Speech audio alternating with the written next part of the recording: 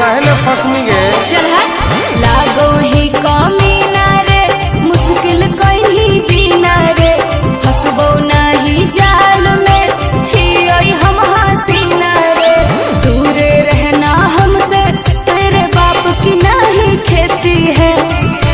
दूधू बोलने के बाद जैसे छाली देती है। अच्छा दूधू बोलने के बाद जैसे छाली देती है। तो क्या छोड़ी पटाने से पहले तो गाली देती है। माल पटाने से पहले तो गाली देती है। देहु पट जानी गे। सपना देख रहे हो।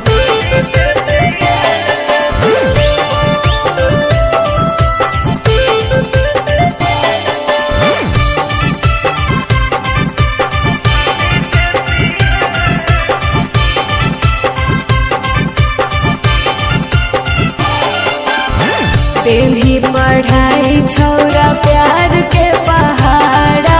अच्छा ले दे के मजा नहीं मिलो मी दोबारा।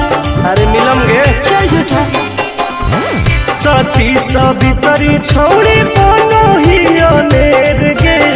तोहर तो गलिया छुअले हो तो लइका ढेर गे।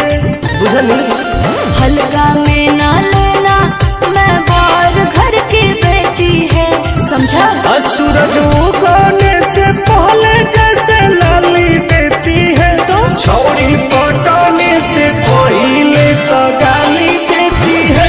माल पटाने से पहले तो गाली देती है। देगी ही।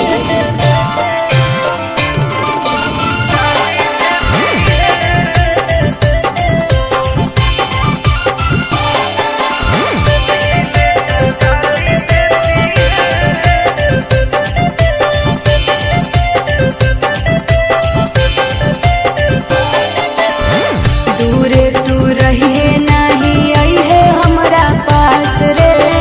जिंदगी तू नाश कर में आनंद प्रकाश रे।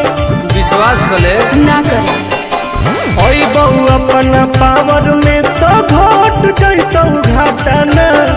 तुम के नहीं जानो हो ही रहो हो कई पटना। मैं क्या करूँ यदि हमको दोगे दाव, तो मैं भाव नहीं लेती है।